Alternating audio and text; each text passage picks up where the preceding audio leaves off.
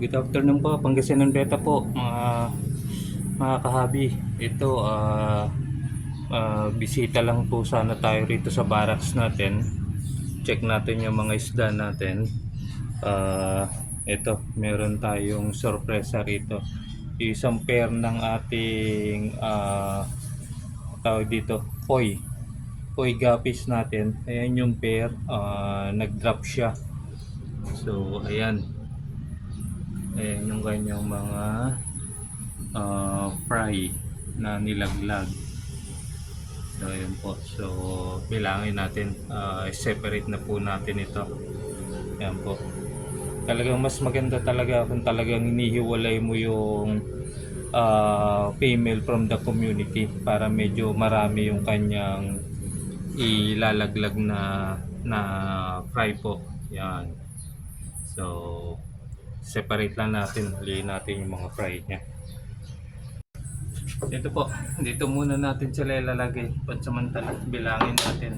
Hopefully, tapos na mag-lay yung ating female dito. So, bilangin po natin kung ilang fry yung ating makuha. Meron tayo 1.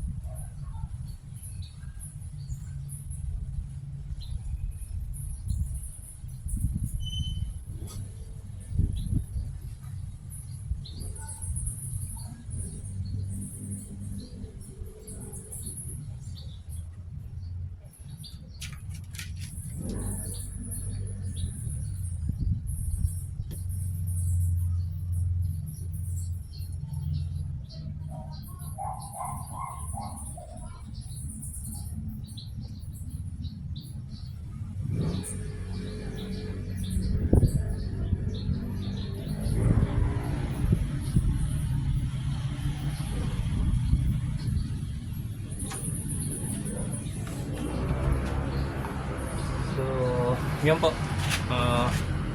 wala na tayong makita. So meron tayong nakuha at least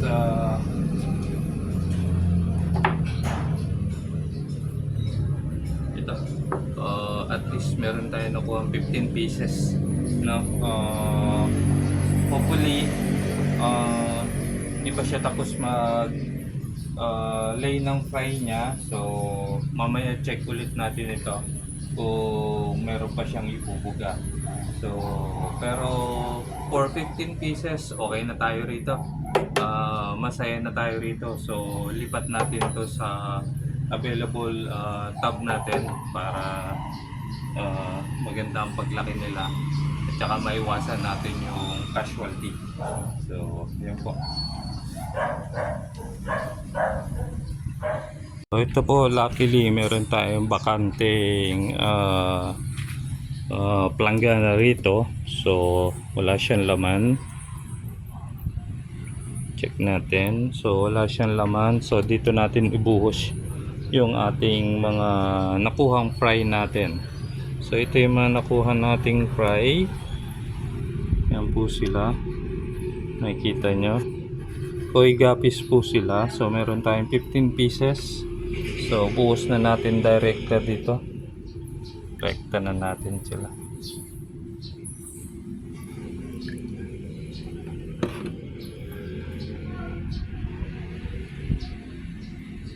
So ayan po yung ating mga fry.